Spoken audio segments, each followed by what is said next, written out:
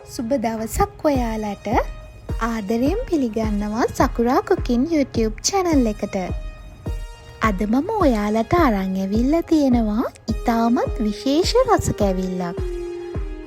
ඉතින් මේ නත්තල් සමයේ ගෙදර කෑම මේසෙට මේ රස කැවිල්ල ඔයාලත් හදලා බලන්න. අද මම හදන්නේ චොකලට් ටොෆී. මේක අපි හැමදාම හදන කිරි ටොෆී වලටත් වඩා රස හරිම සුවඳක් තියෙන රස කැවිල්ලක්. ඉතින් අපි බලමු කොහොමද මේක හදන්නේ කියලා.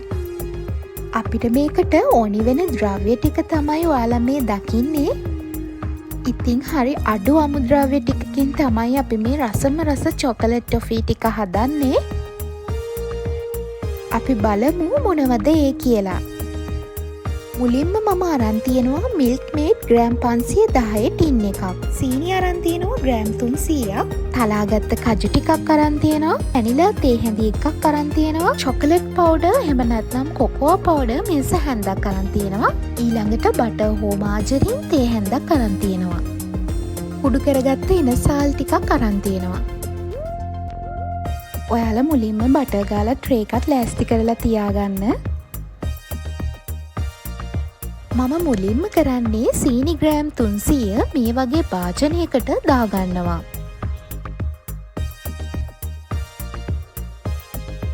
ඊළඟට මිල්ක් මේඩ් ග්‍රෑම් 500 ටින් එක එකතු කරනවා. මිල්ක් මේඩ් ටින් එකෙන්ම වතුර කෝප්ප කාලක් එකතු කරනවා. අපි මේ වතුර එකතු කරන්නේ සීනි ටික දිය වෙන්න ඕනි නිසායි. නැත්නම් සීනි ටික දිය වෙන්න වෙලා යනවා. ඊළඟට එනසාල් ටිකක් එකතු කරනවා. ඊට පස්සේ ලිප ඕන් කරලා ගින්දර අඩුම ප්‍රමාණයේ තියාගෙන මේ ටික හොඳට කවලම් කරගන්න. මතක තියාගන්න කවලම් කරන එක නවත්තන්න එපා. නොනවත්වා මේක කවලම් කරන්න ඕනි. නැත්නම් අඩිය අල්ලන්න බලනවා.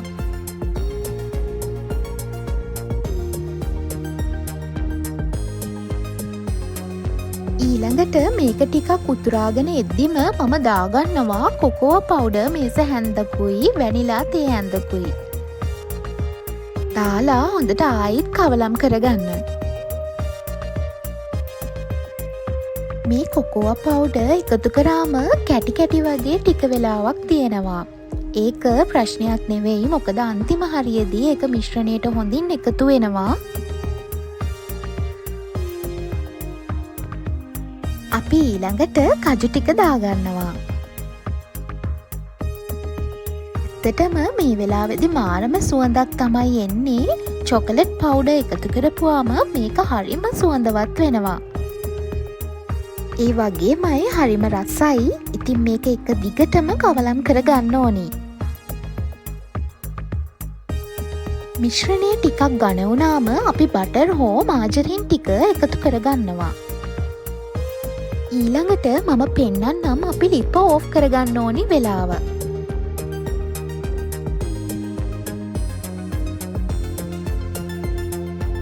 මෙන්න මේ වගේ මට්ටමකට ආපුවාම ලිප ඕෆ් කරගන්න. ඊළඟට අපි මේ ටික බටර් තවරගත්ත තැටියකට දාගන්න ඕනි කෑලි කපා ගන්න. ඔයාලා මේ සේරම කලින් ඉඳන් ලෑස්ති කරලා තියාගන්න. ඉතින් ගොඩක් අය හිතනවා මේක හදන්න අමාරුයි කියලා. ඇත්තටම මේකේ හරිම පදම ගත්තට පස්සේ අපිට මේක හදන්න අමාරු වෙන්නේ නැහැ. අපි මේ මිශ්‍රණය මේ වගේ එක මට්ටමකට අරගෙන අපිට කැමති විදියකට කෑලි ටික කපා ගන්න පුළුවන්. මේක හරිම රසයි. වෙනද හදන මිල්ක් ටොෆී වලටත් වඩා රස කෑමක් මේක. මේක හැදුවම හරි සුවඳක් එනවා. ඉතින් ගෙදර ඉන්න පොඩි අයත් කැමති වෙයි මේ අලුත් රසට. අපි නිතරම හදන කිරි ටොෆී වලටත් වඩා මේක හරි රසයි. ඉතින් ඔයාලත් හදලා බලන්න මේ පාර නත්තල් කෑම මේසෙට.